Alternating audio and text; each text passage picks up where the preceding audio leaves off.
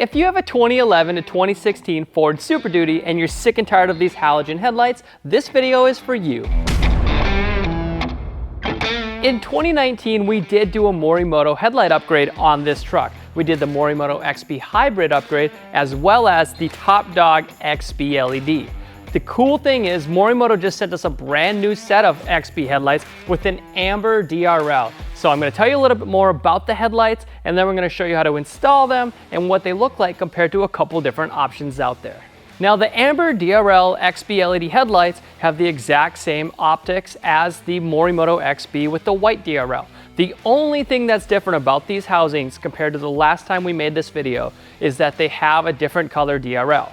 They do have a different color side marker as well. That side marker used to be smoked. It is now an amber side marker, which makes it completely DOT compliant. It was optically compliant, however, now it is completely DOT compliant. Like most of the Morimoto XB LED headlights, they have a sequential turn signal. If you want that standard blink option, you can do that by just switching over a plug. This headlight housing is completely LED. When you turn the headlights on, all three LED projectors will turn on, giving you an incredible looking beam pattern with an actual cutoff line, not just a blob of light like your halogen headlights do. That daytime running light does dim down to about 50% when you turn your headlights on and you're driving around at nighttime. If you're not driving around at nighttime, that DRL is extremely bright. The absolute brightest DRL we've ever tested out of any other headlight housing for the 11 to 16 Super Duty. Now before I get to the install, let me show you guys the light output.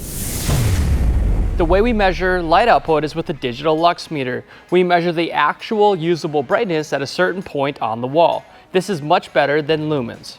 Your original halogen headlights are going to be our benchmark. As you see here, you got that dingy yellow looking blob of light. There's not a real cutoff line here. It's not really wide. This is the last thing you want when you're driving. Halogen is just a thing of the past.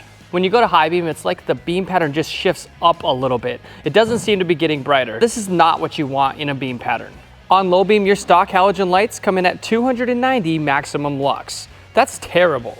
On high beam, they come in at 450 maximum lux. So keep these numbers as the benchmark. Now before I do the Morimoto XB headlights, I want to show you the hybrid headlights that we tested before, just to show you how everything compares. As you can see, even with the entry-level light, you have that beautiful bright white color. Low beam has incredible cutoffs and it's extremely wide. And high beam comes in a staggering 2,280 maximum lux. The low beam and the high beam on these headlights are separately adjustable.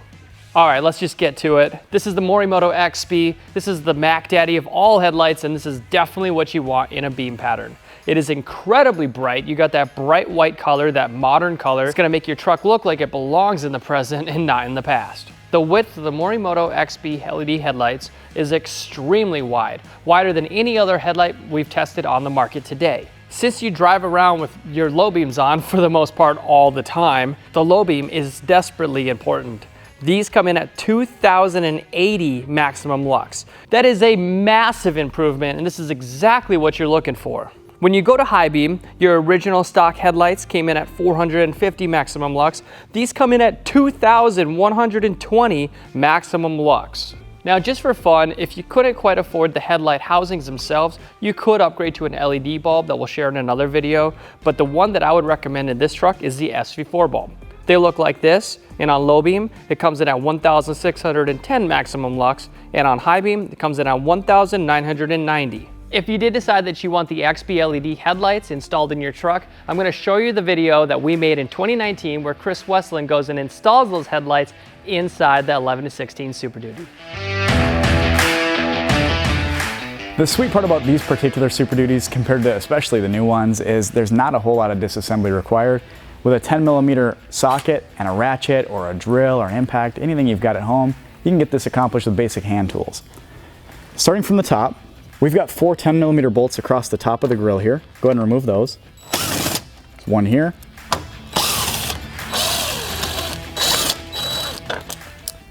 Now with those 4 bolts removed, there's one trick you need to know when it comes to getting this grill off. As you can see, the top itself is pretty loose. You're gonna need a long screwdriver just like this one to reach down inside here and release a couple clips that'll allow you to pull this grill off.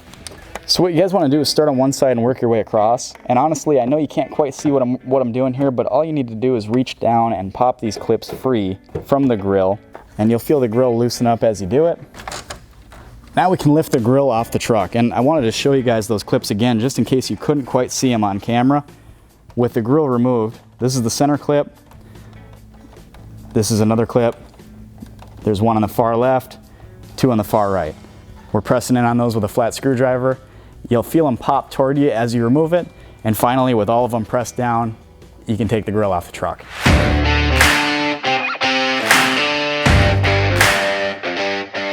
Now there are 4 total bolts holding the headlight on the truck itself, and in my opinion, removing the grill is the hardest part. We're already in the home stretch here. Taking a 10mm socket, we've got 1 bolt up top here. Looks just like that. We've got 2 on the inside of the headlight behind this little cover here. And 1 lower bolt right here. And then we've got 1 tricky bolt that is actually underneath the headlight, and I drop this one almost every time, so make sure you're working in a clean area. It's super easy to let it fall. Usually it hits the ground. With an extension, you can reach it right under the headlight just like so.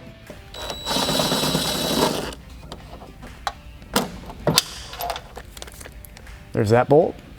And now with those bolts removed, we can lift the headlight out of the vehicle. Just like that. Now go ahead and unclip all of the factory wire connections here on the back of the headlight.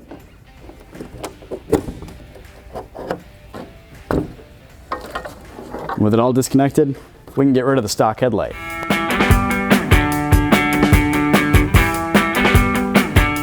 One thing we need to do before we install the headlights themselves, we need to run a DRL harness to our fuse box. It involves removing a fuse, plugging this in, and I never considered myself a short dude. I'm like 6'2", but I do need a step stool because this truck's pretty big. So head on over to the fuse box here on the driver's side. All right guys, with the fuse box lid removed, this is exactly what you're gonna see at home. Honestly, with a needle nose pliers, you need to remove this fuse right here. It's a 10 amp fuse. In the Morimoto instructions, it's very well detailed. After removing that 10 amp fuse, go ahead and take your supplied fuse tap and plug it right back in where that fuse came out. Clicks in just like that, and that is all there is to it. We can run this harness forward and connect it to our headlights. When you're all done installing the fuse tap, it should look exactly like this. Now, there's a couple things you should know about the plugs on the back of your Morimoto XB headlight.